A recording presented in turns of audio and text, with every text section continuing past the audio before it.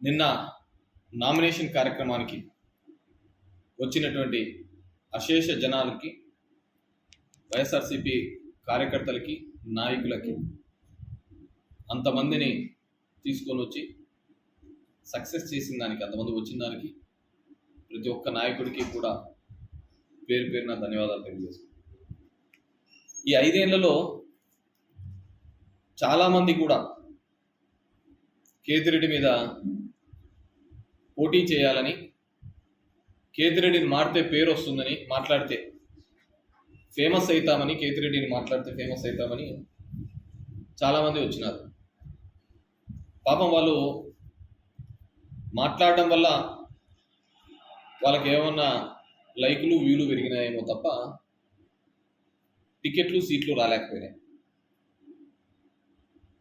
వాళ్ళు చేసిన ప్రతి ఆరోపణ అబద్ధం కాబట్టి నేను ప్రతి సందర్భంలోనూ కూడా ఒక ఛాలెంజ్ చేస్తూ ఉంటే, ఎవరైనా సరే మీరు చేసే ఆరోపణలు నిజము అని చెప్పి నిరూపించడానికి ఎవరైనా ఒక్కరితో అయినా చెప్పించండి అని చెప్పేసి, కానీ ఒక్కరూ చెప్పలేకపోయారు. శ్రీరామ్ మాట్లాడినాడు, సూరి మాట్లాడినాడు, మధు మాట్లాడినాడు, కేతిరెడ్డి మీద నేనే యుద్ధం చేస్తున్నాను, నాకే టికెట్ వస్తుందని. పాపం వాళ్ళందరికీ కూడా సర్వేలలో నాకు దరిదాపుల్లో కూడా లేకపోవడంతో టికెట్ అనేది వాళ్ళకు రాలేదు. వైసీపీ గెలిచే సీటు, ప్రతిపక్షాలు ఓడిపోయే సీటు ఎవరికొవరికి ఇవ్వాలి అని చెప్పి మిత్రపక్షంలో భాగంగా ఎన్డీఏ పార్టీకి ఇవ్వడం జరిగింది. జనం దగ్గర కాకుండా కేవలం యూట్యూబ్లలోనూ ఛానళ్ళతోనే బతకాలని చూశారు. ఆ ఛానళ్ళలో ఉంటే చాలు, మనము ప్రజల మద్దతు కూడగొట్టుకోవచ్చు అని చెప్పేసి ఆలోచించినారు. కానీ వాళ్ళ సర్వేస్లలో అవన్నీ ఫెయిల్ కావడంతో వాళ్ళకు టికెట్ అనేది రాలేదు. దాని తర్వాత శ్రీరామ్ కూడా రాప్తాడుకు పోయినాడు, అక్కడ టికెట్ రాలేదు. టికెట్కి ట్రై చేసినాడు, అక్కడ కూడా సర్వేలలో లేదు అని చంద్రబాబు ఇవ్వడం జరిగింది. ఎందుకంటే గ్రౌండ్ లెవెల్ రియాలిటీస్ వేరు, పైన మాట్లాడేది వేరు.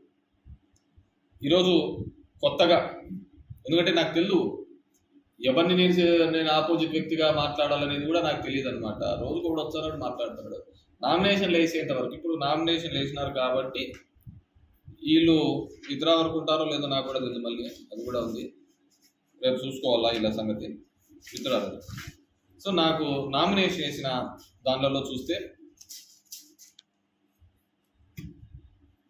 కేతిరెడ్డి గారు మొత్తం 14 మంది వేసినారు. వీళ్ళు నాకు ఇప్పటి నుంచి రాజకీయ ప్రత్యర్థులు. 20 రోజులు నా పొలిటికల్ జర్నీలో కేతిరెడ్డిని విమర్శిస్తే ఫేమస్ అవుతాం అనుకున్నారు. నేను ఎప్పుడు చెప్తూ ఉంటా, కేతిరెడ్డి అలా కాదైనది.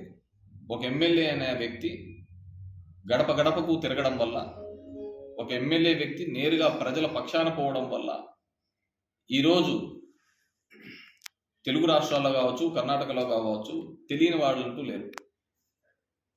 That's my performance orientation. నేను పెద్ద వక్తను కాదు, పెద్ద ఫ్యాక్షనిస్టును కాదు, ఇంకోటి కాదు. కేవలం నా వర్కింగ్ స్టైల్తో, ఎమ్మెల్యే అంటే ఇలా ఉండాలి, ఇలా పని చేయాలి అనే వర్కింగ్ స్టైల్తో నేను చేయడం జరిగింది. సో నేను చేసిన అభివృద్ధిని చెప్పుకుంటూ వెళ్ళే కార్యక్రమం చేస్తూ రావడం జరిగింది. కానీ మొట్టమొదటిసారిగా ఈరోజు కొన్ని ఈ 14 పార్టీలలో వచ్చిన వాళ్ళు, మన ఊరోళ్ళు కొంతమంది ఉన్నారు, మన ఊరు కాని ఊరోళ్ళు ఉన్నారు, మన రాష్ట్రం కాని వాళ్ళు కూడా మన రాష్ట్రానిలో వచ్చి సెటిల్ అయ్యి ఉన్న వాళ్ళు కూడా ఈరోజు ఉన్నారు. వీళ్ళందరికీ కూడా వాళ్ళు చెప్పేది లేక, చేసేది ఏమీ లేక, కొంతమందిని కొత్త విధానం మన ధర్మవరం నియోజకవర్గంలో ఇప్పుడు కొత్తగా వచ్చింది. ఆ విధానం ఏంటంటే, ఇంతకుముందు కార్యకర్తలు వెంటేసుకొని తిప్పేవాళ్ళు. కార్యకర్తలు ఆలోచన విధానం, సిద్ధాంతపరమైన రాజకీయాలు చేసేవాళ్ళు నాయకుడు. మొదటిసారిగా ధర్మవరం నియోజకవర్గంలో నాయకులకి డబ్బులతో కొనుగోలు చేసే వ్యాపారం మొదలైంది. ఎందుకంటే వాళ్ళెవరో తెలియదు కదా. 30 రోజుల్లో రాజకీయం చేయాలని ఒక పాఠం చదువుకుంటారు మామూలుగా. ఇంతకుముందు బుక్స్ అమ్ముతారు, ఇంగ్లీష్ తయారై 30 రోజుల్లో తెలుగు, తమిళ్ అని కోటిల్లో బుక్ స్టాల్ అమ్మేవాళ్ళు, బుక్ స్టాల్ దగ్గర. ఇట్లా 30 days పాలిటిక్స్ అని వచ్చినారన్నమాట. ఒక హంబక్, ఒక హైప్ క్రియేట్ చేయడానికి. ఊర్లో వాడు ఎవడు మాట్లాడు, ఎవరెవరో బయట నుంచి వస్తారు. నాకు తెలిసి 2000 మంది దాకా బయట ఉన్నారు. అన్న ఇంత సూపర్, అన్న ఇంత పాపరు, అన్న ఇంత పాపరు అని చెప్పేసి. వాళ్ళందరూ కూడా కొత్త సాంప్రదాయాన్ని నెలకొల్పడం, కొనడము. ఇది ఇంతకుముందు చెప్పినట్టే, నేను నీకు జింకు కావాలా, బంకు కావాలా, విశాఖ స్టీల్ కావాలా, ఏజిఎం కావాలా, జిఎం కావాలా, పిఎఫ్ కావాలా, ఇట్లా చెప్పుకుంటూ పోయేవాళ్ళు చూసాం ఈ మధ్యకాలంలో. దీంట్లో ఒక కొత్త రకమైన వాదన తీసుకుని రావడం జరిగింది. అదేంటంటే 50 సంవత్సరాలుగా బీసీలకు ఇవ్వలేదు అనే వాదన. అది ముమ్మాటికి తప్పు. ఈరోజు ఒక డబ్బున్నవాడు వచ్చినాడు, ఆ డబ్బున్న దగ్గర డబ్బు ఎలా పీక్కోవాలనే ఒక ఆలోచనతో చేస్తున్న విధానం. నేను 3 ఎలక్షన్స్ చెప్తాను, నేను పోటీ చేసిన ఎలక్షన్స్. టోటల్గా 25 మంది పోటీ చేసినారు. 25 మంది పోటీ చేస్తే నాకు ఆ రోజు తీసుకుని రావడం జరిగింది. అదేంటంటే 50 సంవత్సరాలుగా బీసీలకు ఇవ్వలేదు అనే వాదన. అది ముమ్మాటికి తప్పు. ఈరోజు ఒక డబ్బున్నవాడు వచ్చినాడు, ఆ డబ్బున్న దగ్గర డబ్బు ఎలా పీక్కోవాలనే ఒక ఆలోచనతో చేస్తున్న విధానం. నేను 3 ఎలక్షన్స్ చెప్తాను, నేను పోటీ చేసిన ఎలక్షన్స్. టోటల్గా 25 మంది పోటీ చేసినారు. 25 మంది పోటీ చేస్తే నాకు ఆ రోజు ప్రధాన ప్రత్యర్థి పార్టీగా ఉన్న దాంట్లో చూస్తే కాచర్ల కంచన్న, భారతీయ జనతా పార్టీ, తొగట 2009లో. నేను అనేది రికగ్నైజ్డ్ పార్టీలో చెప్తాను.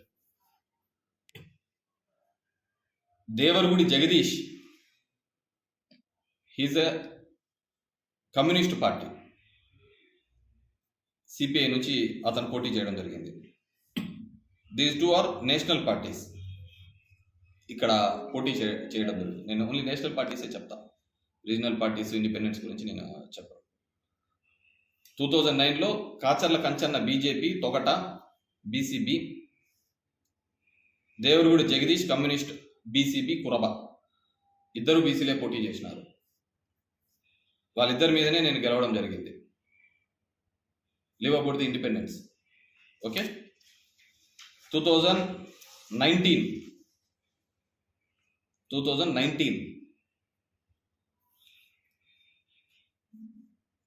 K3 సారీ 2014కి వస్తా.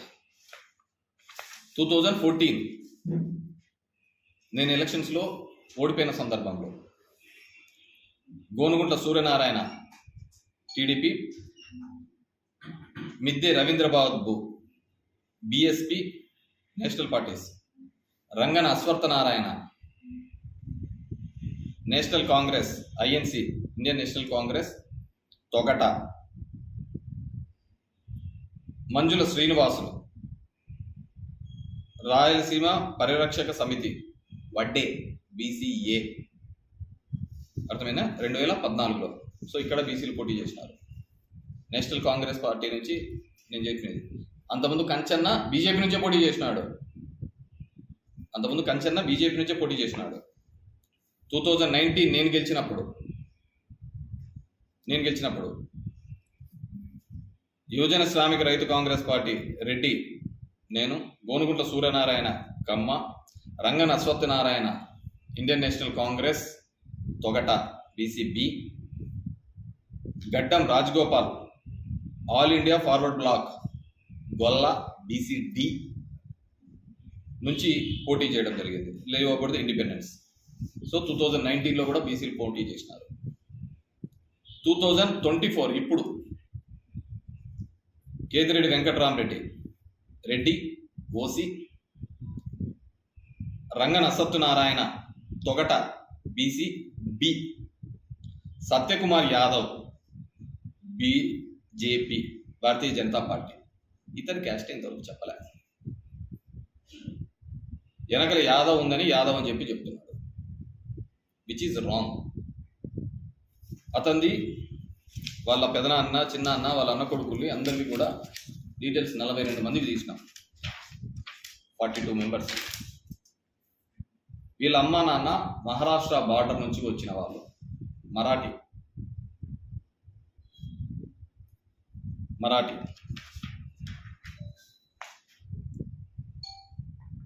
యాదవ్ సరస్వతి భాయ్ కుమారి కేర్ ఆఫ్ శ్రీనివాస్ శివాజీరావు, వీళ్ళ బంధువులు, పెదనాన్ననో చిన్నాన్న అప్పుడు ఇదనమాట. వాళ్ళది వైఎస్ఆర్ కడప ఆర్య క్షత్రియ బీసీ బి, కానీ యాదవ్ అయితే బీసీ-డి. ఇంతవరకు అతను ఏదో చెప్పలే, కేవలం మొగ్గ పెడుతున్నాడు, మోసం చేస్తున్నాడు అందరికీ కూడా. సో ఇవి అతను తెచ్చిన certificates. He is not at all Yadav. అది యాదవ్ అనే అతను యాదవ్తో పేరు మాత్రమే ఉంటుంది. ఇప్పుడు మా గుర్రం శ్రీనివాస్ రెడ్డి అని ఉన్నాడు. గుర్రం అనే ఇంటి పేరు వీవర్ కమ్యూనిటీలో ఉంది, బోయ కమ్యూనిటీలో ఉంది, రెడ్డి కమ్యూనిటీలో ఉంది, కమ్మ కమ్యూనిటీలో ఉంది, ఎస్సీ కమ్యూనిటీలో ఉంది. అన్ని కమ్యూనిటీస్లోనూ గుర్రం ఉంది. గుర్రం ఇంటి పేరు ఉన్నంత మాత్రాన మొత్తము గుర్రాలన్నీ వాళ్ళవే కాదు. కేతిరెడ్డి వెంకట్రామరెడ్డి నా పేరు. కేతిరెడ్డి పల్లె అని మహబూబ్ నగర్ దగ్గర ఉంది. హైదరాబాద్ పోతా అంటే నీకు కుడివైపు కనబడుతుంది, ఇక్కడ నుంచి పోతుంటే కేతిరెడ్డి పల్లె అని. కేతిరెడ్డి పల్లె అంతా నాదే అయిపోతుంది. ప్రతిదీ అబద్ధం, మోసం చెప్తాను అందరి గురించి. ఇలా చరిత్ర అంతా కూడా ఆయన అఫిడవిట్ ఒకటి ఇవ్వడం జరిగింది. ఇదని వ్యతిరేకించడం జరిగింది. బీసీ వ్యతిరేకని, ఇంకో వ్యతిరేకని, కోటి కావచ్చు, సూర్యప్రకాష్ బాబు కావచ్చు, ఆది కావచ్చు, నేను ఎంపీపీని చేసిన ఆది, వీళ్ళు కావచ్చు. I want to explain. కోటి రాముడి కుటుంబంతో మాకు ఎన్నో సంవత్సరాలుగా సంబంధాలు ఉన్నాయి. కోటి రాముడి కుటుంబం మాకు ఎలక్షన్స్ చేసిన తర్వాత పరిటాల రవి వాళ్ళు బెదిరిస్తున్నారు అని చెప్పేసి 1999 to 2004 మధ్యలో తెలుగుదేశం పార్టీలోకి చేరడం జరిగింది. తర్వాత 2004లో కూడా వాళ్ళు తెలుగుదేశంలోనే ఉన్నారు. నేను రాజకీయాల్లోకి వచ్చిన తర్వాత 2006లో వచ్చిన తర్వాత 2009లో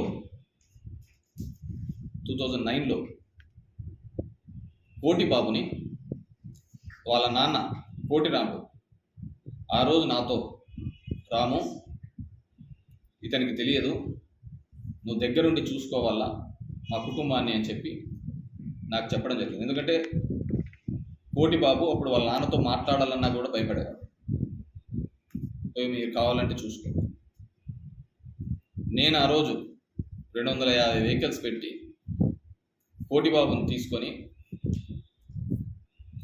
ఆ రోజు రాజశేఖర్ గారి సమక్షంలో హిందూపూర్లో పార్టీలో జాయిన్ చేయడం జరిగింది 2009లో. చేసిన తర్వాత 2009 ఎలక్షన్స్ తర్వాత సర్పంచ్ ఎలక్షన్స్ వచ్చినాయి. సర్పంచ్ ఎలక్షన్స్ వస్తే వాళ్ళ మదర్ సర్పంచ్గా ఓడిపోవడం జరిగింది. వాళ్ళమ్మ సర్పంచ్గా ఓడిపోవడంతో వాళ్ళ కుటుంబం రాజకీయంగా ఇబ్బంది పడకూడదనే ఒకే ఒక కారణంతో మళ్ళీ ఆ కుటుంబాన్ని పైకి తీసుకోవాలి రాజకీయంగా అని చెప్పేసి, ఎందుకంటే వాళ్ళ నాన్నకి ఇచ్చిన మాట ప్రకారం తీసుకొని రావాలనే ఉద్దేశంతో 2013లో ఎంపీటీసీ ఎలక్షన్స్ జరిగితే మొత్తం ఎంపీటీసీలకు నయా పైసాతో సహా నేనే ఖర్చు పెట్టి ఎంపీటీసీలందరినీ గెలిపించిన. అనుకోకుండా 2014లో ఎలక్షన్ ఓడిపోతే ఒక ఎంపీటీసీ నలబోయినపల్లి వెంకటేశ్వర రెడ్డి అనే ఎంపీటీసీ